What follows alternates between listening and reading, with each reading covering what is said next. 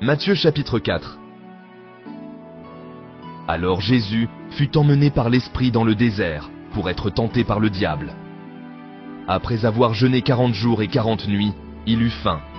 Le tentateur, s'étant approché, lui dit : « Si tu es fils de Dieu, ordonne que ces pierres deviennent des pains. » Jésus répondit : « Il est écrit, l'homme ne vivra pas de pain seulement, mais de toute parole qui sort de la bouche de Dieu. » Le diable le transporta dans la ville sainte, le plaça sur le haut du temple et lui dit : « Si tu es fils de Dieu, jette-toi en bas, car il est écrit, il donnera des ordres à ses anges à ton sujet, et ils te porteront sur les mains, de peur que ton pied ne heurte contre une pierre. » Jésus lui dit : « Il est aussi écrit, tu ne tenteras point le Seigneur ton Dieu. » Le diable le transporta encore sur une montagne très élevée, lui montra tous les royaumes du monde et leur gloire, et lui dit : « Je te donnerai toutes ces choses, si tu te prosternes et m'adores. » Jésus lui dit : « Retire-toi, Satan, car il est écrit, tu adoreras le Seigneur, ton Dieu, et tu le serviras lui seul. » Alors, le diable le laissa.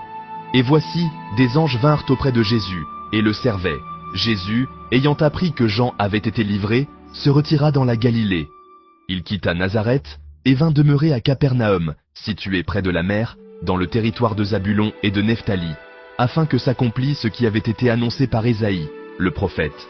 Le peuple de Zabulon et de Nephtali, de la contrée voisine de la mer, du pays au-delà du Jourdain, et de la Galilée des gentils, ce peuple, assis dans les ténèbres, a vu une grande lumière, et sur ceux qui étaient assis dans la région, et l'ombre de la mort. La lumière s'est levée. Dès ce moment, Jésus commença à prêcher, et à dire : « Repentez-vous, car le royaume des cieux est proche. » Comme il marchait le long de la mer de Galilée, il vit deux frères, Simon, appelé Pierre, et André, son frère, qui jetaient un filet dans la mer, car ils étaient pêcheurs. Il leur dit : « Suivez-moi, et je vous ferai pêcheurs d'hommes. » Aussitôt, ils laissèrent Jose les filets, et le suivirent. Verset 21. De là, étant allé plus loin, il vit deux autres frères, Jacques, fils de Zébédée, et Jean, son frère, qui étaient dans une barque avec Zébédée, leur père, et qui réparaient leurs filets. Il les appela, et aussitôt ils laissèrent la barque et leur père, et le suivirent. Jésus parcourait toute la Galilée, enseignant dans les synagogues, prêchant la bonne nouvelle du royaume, et guérissant toute maladie et toute infirmité parmi le peuple.